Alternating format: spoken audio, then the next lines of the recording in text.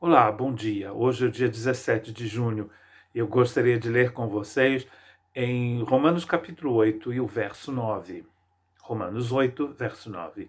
Vós, porém, não estáis na carne, mas no Espírito, se é que o Espírito de Deus habita em vós. Mas se alguém não tem o Espírito de Cristo, esse tal não é dele. Esse texto, então, nos mostra claramente que toda esta carta de Paulo à Igreja de Roma também é destinada a toda pessoa, a toda a humanidade. E, como ele disse no início da carta, quando falando do pecado universal, do pecado que alcança todas as pessoas, aqui ele está falando também de toda a pessoa.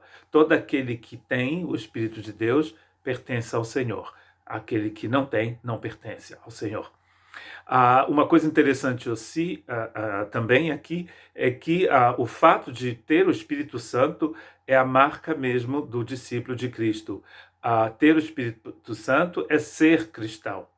O cristão aqui é alguém que tem o Espírito de Deus, que é a habitação do Espírito de Deus. Isso é muito importante.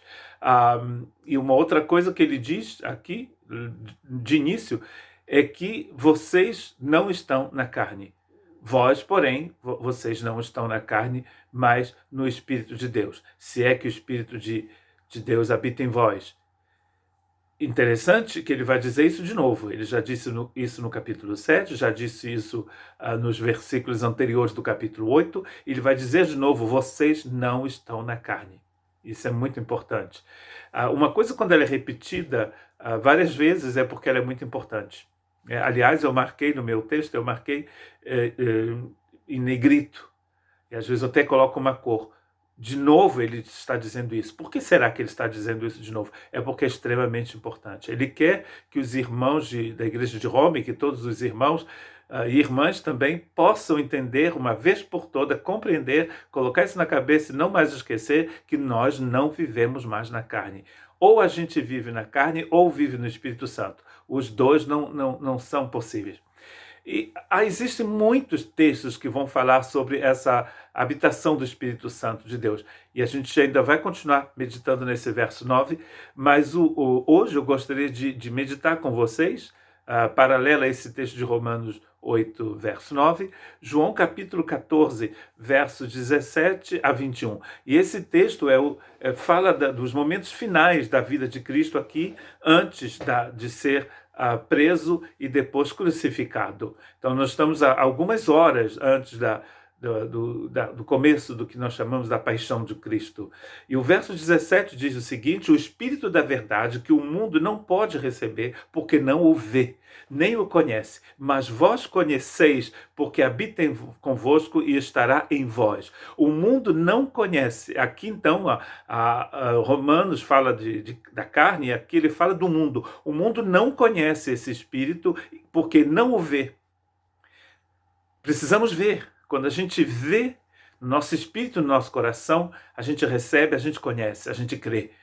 Aqui o mundo não pode conhecer esse Espírito de Deus, porque se o mundo conhecesse o Espírito de Deus, ele não seria mais esse mundo aqui espiritual. Ele estaria então no âmbito do reino de Deus. Habita com vocês. Toda pessoa que tem o Espírito do Senhor pertence ao Senhor. E depois, em seguida, ele vai dizer: eu não vos deixarei órfãos, voltarei para vós. Por que esse texto é importante? Porque na carta de Paulo, que a gente acabou de ler, ele está chamando o Espírito Santo de Espírito de Cristo. Olha que interessante. E Cristo, alguns instantes, algumas horas antes de ser preso, para ser morto, ele diz: eu voltarei para vós. E a minha pergunta: quando é que ele voltou para nós? Ele voltou para nós no dia de Pentecostes. Cristo enviou o seu Espírito. Tendo sido glorificado à destra do Pai, ele envia o Espírito Santo. E agora Paulo está dizendo: todo aquele que não tem o Espírito de Deus não pertence ao Senhor. E ele chama Espírito de Deus também de Espírito de Cristo, enviado pelo Pai e enviado pelo Filho. É a nossa teologia protestante, né? E que é também a teologia católica. O Espírito é enviado pelo Pai e pelo Filho. Eu voltarei para vós, ele está dizendo no verso 18 de João capítulo 14. Quando que o Senhor voltou para nós? No dia que nós recebemos o Espírito Santo. Não vos deixarei órfãos. Não somos órfãos. Nós temos um pai. Paulo, quando ele escreve aos Efésios, ele diz, ele faz até não sei, esqueci como se fala em português, mas um jogo de palavras, e que ele usa a palavra pai, pater, e depois pátria, que é família. E ele diz que a família tira o seu nome do pai. Pátria vem de pater. E o Cristo está dizendo a mesma coisa aqui: não vos deixarei órfãos, vocês não têm um pai, eu vou voltar para vocês, eu vou estar com vocês. Ainda um pouco, ele diz no verso 19, o mundo não me verá, mas vós me vereis, porque eu vivo e vós vivereis. Olha que interessante. Quando a gente vê, a gente vive. Quando a gente vê, a gente conhece. E aqui, quando a gente vê, a gente vive. Vós me vereis. Quando ele virá, voltará para nós. Mas não estamos falando aqui do final dos tempos. Quer dizer, na verdade, o final dos tempos começou naquele dia, né? Porque o final dos tempos começa na cruz.